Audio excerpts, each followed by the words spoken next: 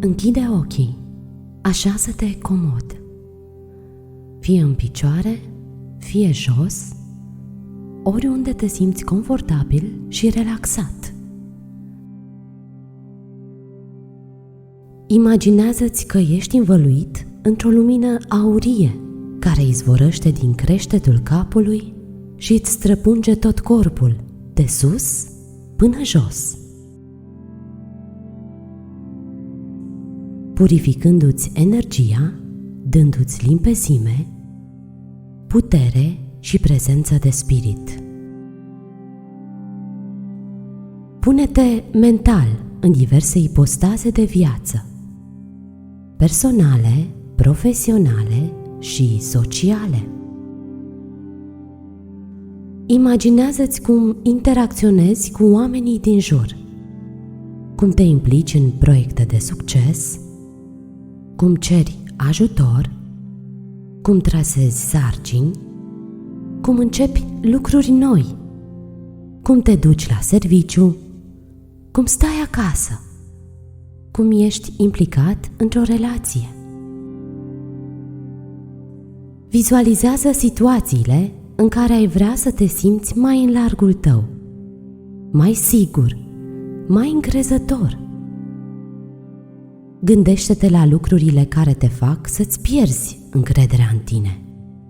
Siguranța nu înseamnă să știi toate răspunsurile la toate întrebările, ci să te cunoști bine, adică să fii suficient de relaxat, să-i dai curs ghidului interior,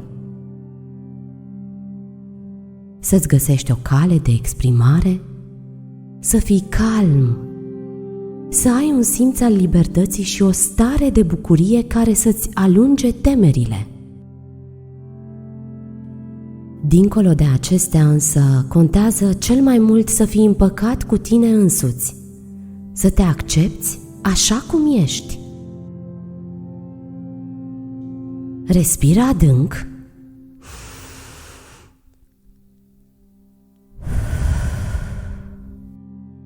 și imaginează-ți că interacționezi cu diverse persoane. Ce mesaj ți-ai transmite ca să arăți că te simți bine în pielea ta? Că te accepți așa cum ești? Spune-ți din forul tău interior: îmi este bine așa cum sunt, nu vreau să fiu altcineva. Fii recunoscător pentru că existi, pentru viața și binecuvântările ei. Umple-te de această înălțătoare stare de recunoștință. Ești unic, nu mai este nimeni asemenea ție. Nu-i așa că-i nemaipomenit? Repetă-ți aceste cuvinte motivaționale. Sunt în siguranță. Mă iubesc așa cum sunt. Mă bucur de orice ocazie am să învăț lucruri noi. Mă simt bine în pielea mea. Mă bucur de orice întâmplare. Mă distrez. Sunt destins. Interacționez cu ușurință cu prietenii și cu cei din jur. Când sunt pus într-o situație nouă, mă comport cu nonșalanță, ca și cum aș fi fost acolo de când mă știu.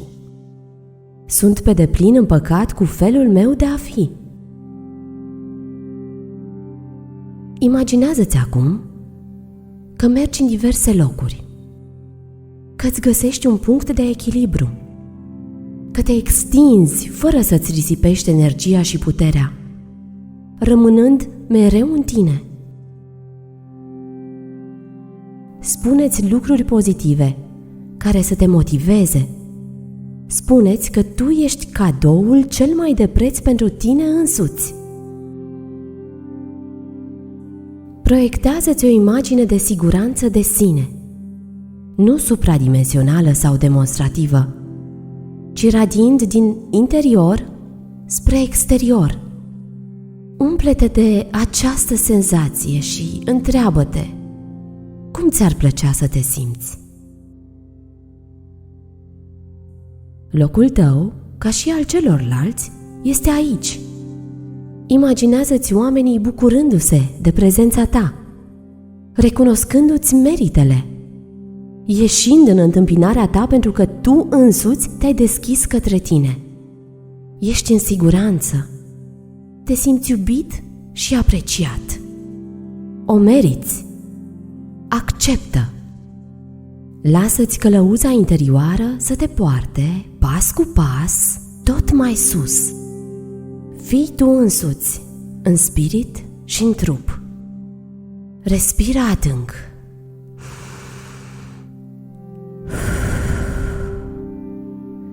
Inspiră lent și expiră cu zgomot.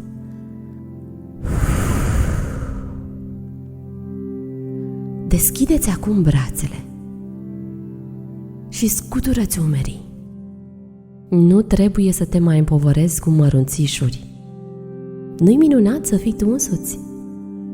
Când o să deschizi ochii, o să fii mai încrezător, mai sigur, mai curajos și mai ancorat în propria ființă. Ai încredere în tine, fii curajos!